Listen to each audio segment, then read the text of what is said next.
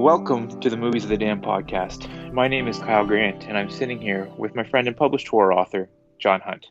If you enjoy what you hear here today, please subscribe to our YouTube channel, check out our Facebook page, and follow us on both Instagram and Twitter, at Damned Movies. Email us any questions, comments, and suggestions to moviesofthedamned@gmail.com. For further details on John's published works, please visit his blog, johnhuntfiction.wordpress.com. Today, we'll be discussing John Burr's 2020 fantasy horror thriller, Legend of the Muse. The film follows struggling artist Adam, who seems destined for failure, until he crosses paths with a mysterious woman in the woods. She soon becomes his muse and lover. His fortunes quickly improve, however he discovers that she is actually a mythical, deadly spirit from Celtic lore, with her wanting him entirely for herself and killing anyone who wishes him harm or wants to take him away. This causes a string of brutal kills to follow. In the end, it seems as if Adam has broken the spell, but at the last moment he decides to join her in the forest for the rest of his days. Just to let everyone know, this movie came to our attention when Michael Mason from the media companies Tri-Coast Worldwide and Dark Coast Worldwide reached out to us again over email. He had previously asked us to review Between the Darkness, which we both enjoyed, and then Ghost in the Graveyard in Case 345, which we didn't like at all. So when he asked if we would be interested in reviewing this one, we really had no idea what to expect, but honestly, the trailer for this one really intrigued us, so we thought we might as well check it out, and as always, give our honest opinion. So that's how we got here today. John, opening thoughts on the movie? Yeah, I'm going to start off by saying I enjoyed this film. I didn't, I wasn't like blown away by it or anything like that, but I did enjoy watching it. It was certainly interesting. I do like mythology and stuff like that, though, so it could be that. It's interesting that they think they cited the Muse as Celtic. I'm pretty sure. Yeah, and so Okay, go ahead. I was just gonna say I grabbed that directly from their IMDb page that it was a Celtic from Celtic lore. It's like really older than that. It's like Greek mythology type lore. It's like a word that, Oh, okay. it's a word that I think it's either Plato or Socrates used actually, and then it got ascribed to a person, and then it was used Okay. over but the way the Greece was taken over by Rome, and then Rome took over most of the world, and they reached out. So a lot of their mythology kind of branched out. They didn't really take over all of England actually, but they got through half of it anyways. But they never took over Scotland or Ireland actually. But some of their mythology would have branched out there, or maybe it branched the other way. But I'm pretty sure it's older. Like it's a pretty old thing. But another thing that I thought was interesting is that the title of the movie, Legend of the Muse, is kind of redundant because the Muse itself is legendary. It's mythology, but they could have just went with the Muse, and then no, it would have been fine, in my opinion, anyways. But yeah, I enjoyed this film. Like I said, Y- you go ahead. Yeah, I was just gonna say, I completely agree with you. I was worried coming into this one because as we said, which was again Between the Darkness, which we both really loved, but then kind of Ghost in the Graveyard and Case 345 are weren't to our liking at least. So I didn't know what to expect with this one, and I was really hoping I was going to enjoy it. And based on what I saw in the trailer, as I said before, I was intrigued, and this one didn't disappoint. As you said, it's not the greatest movie by any means. It wouldn't make anyone's top 10 list, I don't think. No. But it really, really did intrigue me, and I was the entire time trying to kind of figure out what was happening, and it was a cool movie. Yeah, I would agree with that. John, You kind of broke up there quite a bit, um, from my end, anyways. Can you hear me? I can hear you now. Yeah, Okay, COVID-19 problems, right? I know, right? What are you gonna do? Um, so yeah, do you know much about the Muse mythology? No, not at all. Okay, so all it is just they kind of explain it in the film, anyways, but it was just used to describe an artist's inspiration. So just any type of artist, like a writer, painter, sculptor, whatever, right? So it's just whatever moved them to do wonderful art that they did. And usually it would be ascribed to a person because it was someone that you loved or someone that loved you that gave you that impetus, those ideas kind of inspired you to put out your best work. And um, Okay. so it was just one of those things like that. Maybe the Celtic lore part would have been like they called it the dangerous creature, the dangerous. What was the name they used for that? I can't even remember though. It was the old lady, like his teacher was explaining that, but I think that's where it came from, where like this muse will consume you to the point where you die. Yeah. So that's I've read that before though as well. It's like uh it's called in a book called Sacred Bleu by Christopher Moore. He does like satirical novels. He had someone who was just a muse actually who was inspirational to artists or whatever and would kind of take their energy, which is how this muse in particular remained immortal. But Okay. I like I said, like some points in the film were a little much. Like the landlord was a little much, didn't you think? Like just walking I into the actually like, apartment, and I was like, what?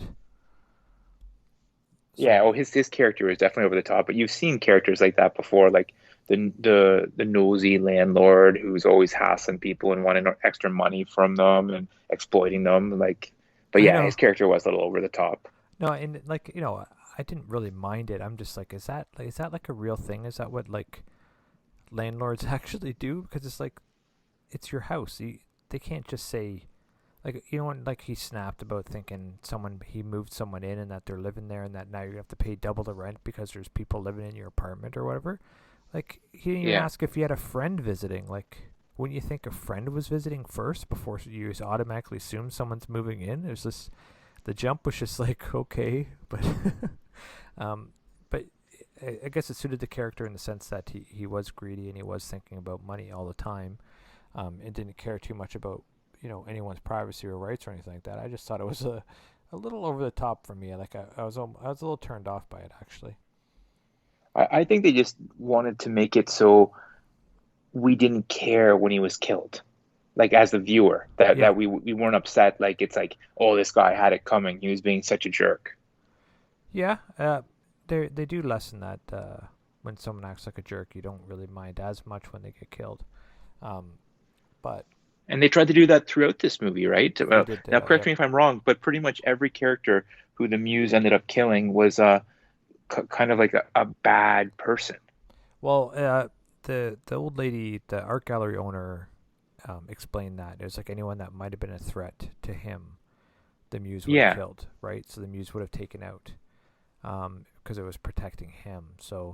Um, so since you're seeing the narratives really running through his eyes, then everyone that's in any way, shape, or form negative towards him is going to be a threat. So, and then they're going to be seen as a bad person, and therefore they must die, right? So, I didn't mind that part too much, but it's what I really liked about this film though. It's just I found it was different. It's different than the stuff that you normally see out there, right? So it was presented a different way. There Some of was the long periods without any dialogue. I thought that was very interesting. Yeah, and like although the movie progressed in a normal linear fashion, um, and you could see where it was going. Like I saw almost immediately when the Muse killed the first person, like the drug dealer guy. I'm like, okay, well, Yeah, the two henchmen. yeah. So, well, I meant like later on when the main character had the Muse in her apartment, And Oh, okay. So sorry. I thought you were talking about the opening scene. yeah. So that I just meant when the main character and the Muse kind of met, and Yeah. he sees the dead body and is kind of like not okay with it, but doesn't do anything more with it. You know what I mean? Like doesn't like call Yeah. the police, doesn't run around or do anything. Try to mitigate or try to distance himself from the carnage. I'm like, okay, well, I knew right from then that there's going to be conflict at the end when she tries to kill someone that he doesn't want her to kill. So I'm like, so you saw those steps leading from the very beginning, but still how they got there, I thought it was kind of interesting. It was entertaining. Like, I didn't, I didn't want to turn this off, and I did want to, I wasn't distracted by anything else going on around me at the time. So it was good that it held my focus the whole time. No, no, you're right. And you kind of said it there perfectly how it got there. Uh, Mm-hmm. I think the journey is the big part about this movie. I especially like the fact that as the viewer, for a little while at least, um, they kind of threw some doubts at us as to whether or not this Muse actually really existed, or whether he was kind of going through a bit of a crumbling mental health type of episode. And I liked it that kind of the main character was figuring it out as we were figuring it out. You know what? I noted that down, and I was going to mention that as well because when the art gallery owner was saying, "No, no, it's you. It's all in your head. This is not a real thing." I'm like, "Oh, Yeah. this is clever." There was too much going on for the Muse not to be real, but still at the same time to cast a doubt that way. Um, I was very intrigued by it. I was like, "Oh, wow! It has like kind of a Fight Club vibe going there, right? Where he just all these things are being done by him and he doesn't know it." And I'm like, that's an interesting way to progress for this film. Like the inner Muse is actually him himself, and like I thought it was very interesting that they brought that about. However, Yeah. once again, there's so much going on prior to that where there's no way that it was just him. But I still But thought, I thought it could have been though, because there was to that point there was so much lapse in time. Like he mm-hmm. would be sitting there and then he'd wake up in bed and things like that. So it's just like, oh, maybe he is imagining this entire thing. Well, it's there's some scenes where it's like, I didn't think so. It's just because like uh, when those two guys were looking for their drug dealer friend, and that's another part I thought it was a little cheesy. When I'm gonna knock down every door in this hallway. Like, no, you're not, man. I just thought that was a little silly to try and look for this guy, but he left the door open and then he walked into the apartment and he turned his back to them and he sat down and he closed his eyes and the blood sprayed him. I'm like, there's like so many scenes like that where he couldn't have been the person doing it because they have to do like almost like an outside scene afterwards, right? Where it's hard to describe, but they'd have to do something um where he has to be actively involved in it, whereas he's just imagining himself sitting away, closing his eyes, and hoping both these guys are taken care of. Meanwhile, when you saw throughout his whole character, he's not that assertive guy. He's not the guy that would be doing this type of thing. So Yeah. I thought it was like it couldn't have been him. Like in my opinion, I didn't think it was him at all. But Hmm. I did think how they used it to cast it out. Like I like what you just said, where it's like it's possible that it could have been him. Yes. And maybe you said it really well, casting the doubt, Mm-hmm. because like it at no point did I'm like actually like was I 50-50, like I was kind of like you're saying, where like, oh no, this the music exists, but then I like second guessed myself there really Mm-hmm. hard. Mm-hmm. Yeah, and they I think they presented that very well. Like I enjoyed that whole sequence. I enjoyed it so much that I noted it because it did make you think. Yeah. But for me, I was like more thinking, okay, well, how are they gonna pull this off if it is just him? Because to me, the Muse existed. You know what I mean? But Yeah. but still, it was a useful tool. It was a useful way to get the viewer involved and to look at it with a different set of eyes. And I thought it was very intriguing. And speaking of the Muse, how good of an actress was she? Oh, I Like, what a think great performance. She never said a word, but yeah, didn't have to. She conveyed everything perfectly. yeah. I I think everyone did a really really good job in this, but I have to agree with you. I think she did an exceptional job in this. Just she conveyed so much emotion, so much intent, so much with just her look, right? Like she did a great job for sure, for Yeah, no, sure. definitely. And she was part of some gruesome kills. Like, Mm-hmm.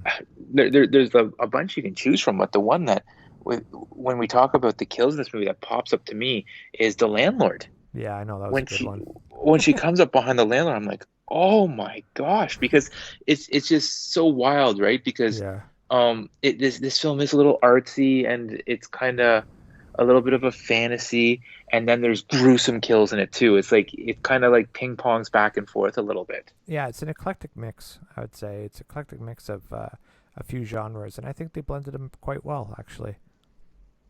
Yeah, no, I agree with you. One thing I wanted to ask you, the ending.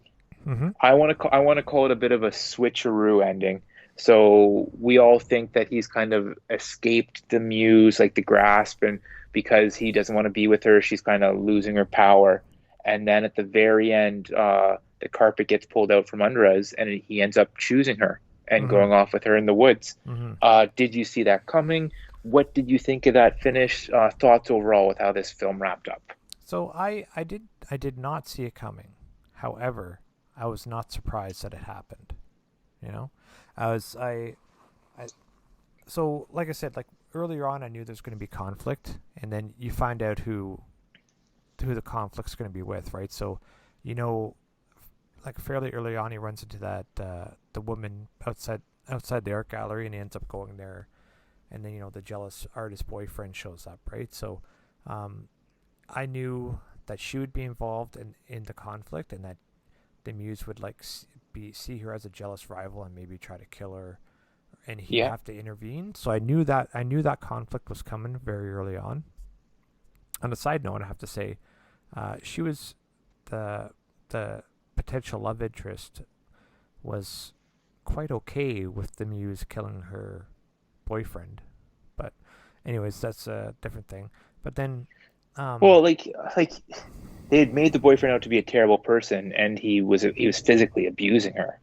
yep, And again, that doesn't mean you deserve to die, but that's not what I mean. I can That's not what I mean at all. And not that I'm more in the sense like from what I've read of domestic violence and all this type of things, right? Like, um, she so she was trapped under this boyfriend's spell because of how he was manipulating her and psychologically coercing her and everything like that, right? And then he's yeah. murdered in front of her, and she's like, okay, well now I'm free. I think there'd be more to it than that, right? And secondly, No, like you're right because I think people now don't witness murders.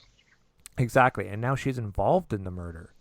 As soon as you shut your mouth about a murder that you saw, you're now involved, You're like an accessory or something, right? right? You can go to jail just as long as the person who killed him, right? So there's just And I thought the yeah. risk was way too high for, and they weren't even romantically involved. They weren't like best friends. They only saw each other a few times throughout the film. So I didn't see what. And he didn't it wasn't even like they like talked about it afterwards. He like Yeah, basically like get out of here, I'll take care of it. And like yeah, no reassurance, like nothing. no. So I don't know what she had nothing. She had nothing at stake where it meant like she had everything to lose and nothing to gain. You know what I mean? So it's just like Interesting, yeah. for me, I was just like, I didn't like that part. I just thought it was like, no, that wouldn't. I can't see that happening. They should have did something where it was like, um, she was actively involved in it, and then the muse came in at the last minute and saved her and him at the same time. So it's like more like, yeah, I was trying to kill him too, and now we're all complicit in it. And so then she'd shut up about it. You know what I mean? Something along those lines. But Yeah.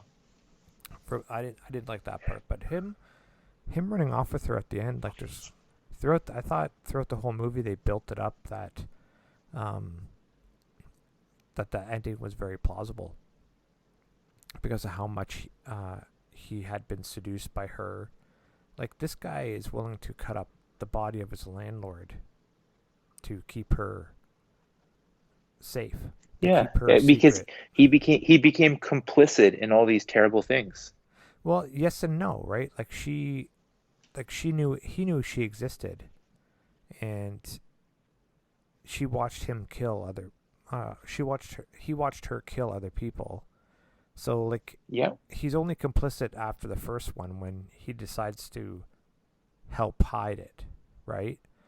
Yeah. And then, but like he didn't have to do that. If at the very beginning he was more like, uh, "Damn, I better call the police here," he would have Yeah. been Yeah. fine, right? So, but then he keeps going on, and then he actually enjoys the power that she gives him.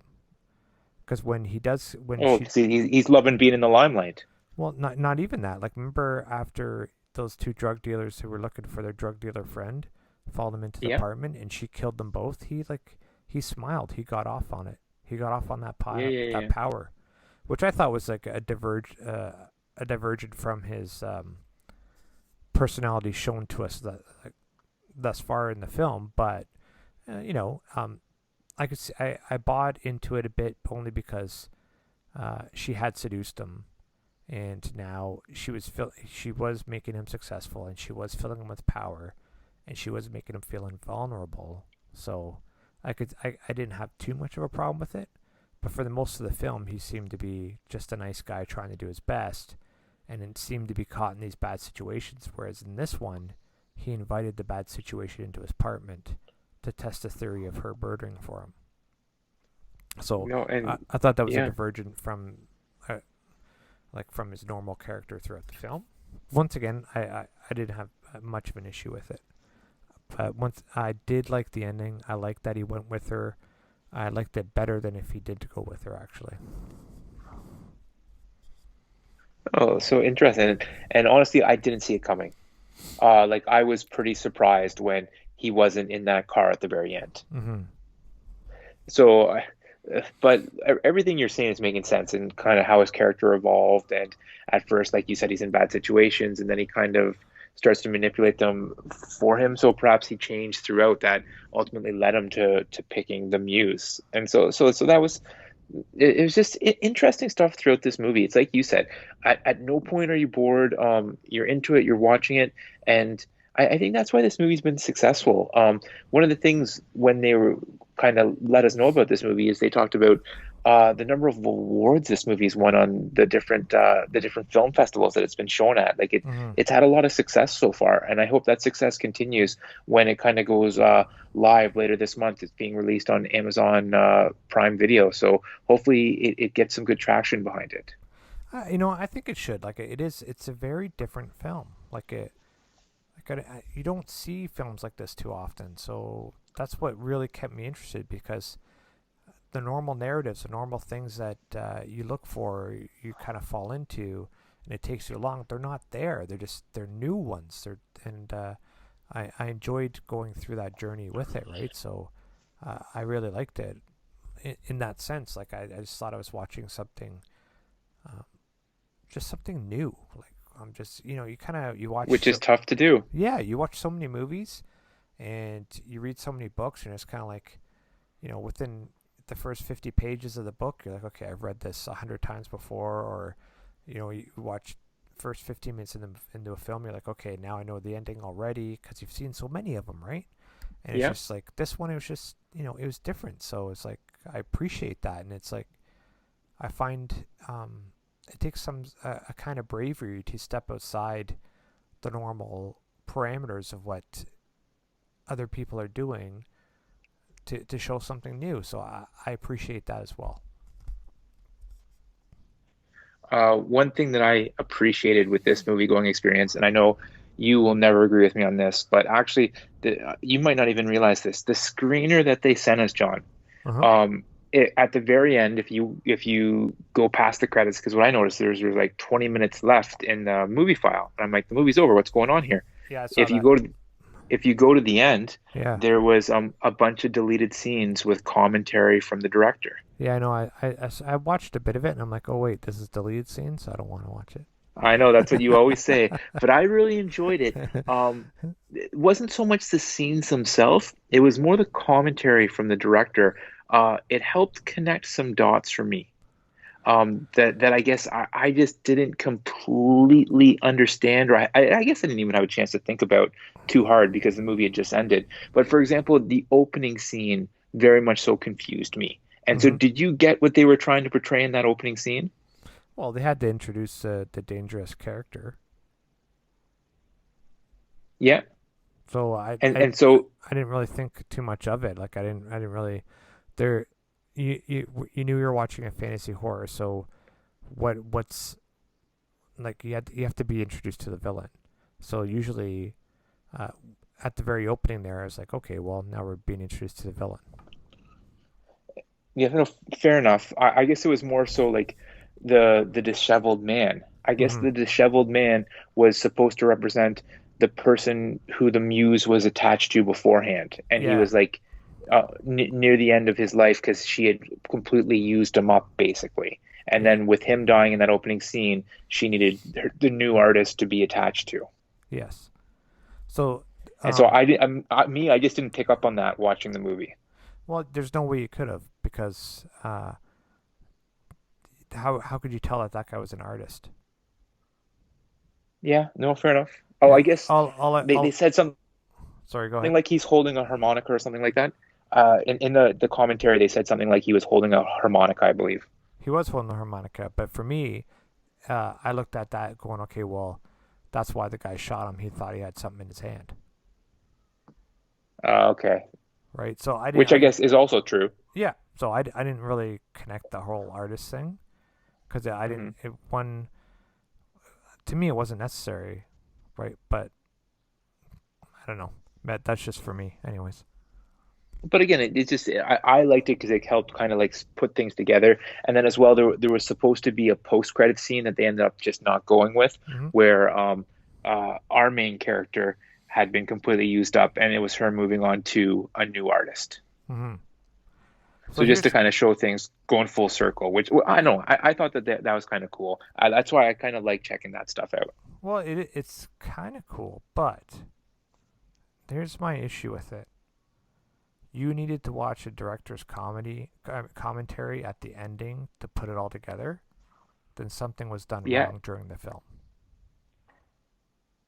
no, and you know what? I thought you were gonna say that exact thing, but perhaps it was just me. Perhaps it just went over my head. But I guess it went over your head a little bit too, because you didn't see him as an artist at the beginning. I You just didn't. saw the Absolutely not. harmonica representing a potential weapon. Yeah, I did not see that artist thing at all.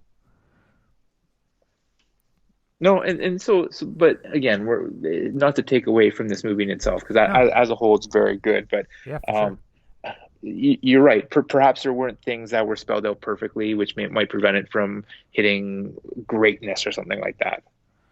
Yeah, yeah. I don't know.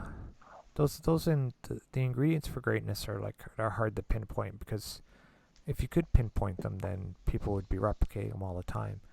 Um, so it's just Yeah. hard. It's hard to find that those nuances that make something better than good. You know, um, it's hard to like describe what exactly or try to figure out what exactly would have pushed this movie over to that.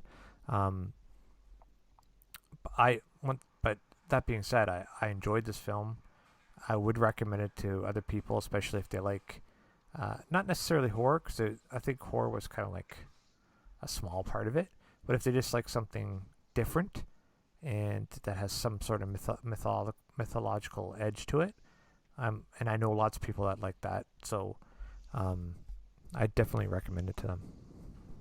No, it's getting a thumbs up from me too. Mm-hmm. And unfortunately, I don't have anything for you from Rotten Tomatoes as far as critics or audience, because again, this movie hasn't officially been released yet. Apparently, again, it's being released later this month on Amazon. So go on there, check every week or so, folks, and it'll be on there. It's worth the watch. John, don't have anything for a budget for you. Obviously, no box office with us being in COVID-19 days. So I don't Mm-hmm. really have any scores or anything like that. Me myself, I'd probably give this in the 70s. Would you be around there with me, or are you a little higher, a little lower? I'd say like a low 70 for sure. For sure. Yeah, no, that was exactly what I was feeling as well. But again, folks, can't say it enough. This is worth the watch. And I think, John, you're right that it's not just a straight horror movie. Really, the only horror type parts are the kills in this. But Mm. otherwise, like you said, mythological, little folklore, fantasy, just a different movie. And I think a different, unique movie might be the best way to describe it. For sure, like totally different. Like it's like we're both describing it with multiple genre titles. That should tell you Yeah, itself that it's quite different. And if you like different, it's definitely worth the watch. couldn't have said it any better myself. Anything else to add, my friend? No, I do not. All right, folks. And the last thing we got here is the movie that we're doing next week. And it's a big one. Next week, we're going to be discussing John's favorite zombie movie of all time, Return of the Living Dead. Yes. Love And that film. it came it came out in 1985, which is a big year. You know why? Why? Tell me. Year I was born, buddy. Oh. I forget how young you are sometimes. Uh, I Or forget how how old old you I are, am. but Yeah, that's right. that should make you That's feel yeah. old. Well, you're not Oh, that much younger than me, so it's not that bad. But yeah, when you yeah, what? You just turned 65 this year, right? that's right. I think I'm holding up pretty well. Yeah. But folks, No, if you haven't seen it, hop on Shutter. It's streaming on Shutter right now. I'll probably watch it a couple of times. I really enjoyed that movie. Really enjoy it. Well, looking forward to discussing it next week. So, folks, please join us then.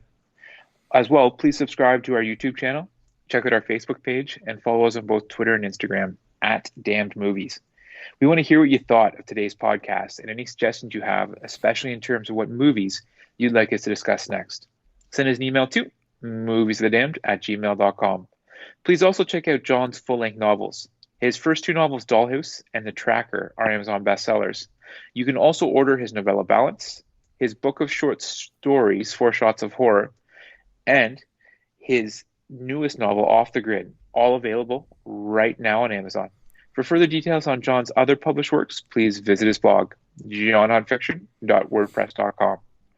Thanks for listening, and we'll see you next time. Yep. Stay safe, everyone. Read some books and watch some movies and listen to some podcasts. And have a great week.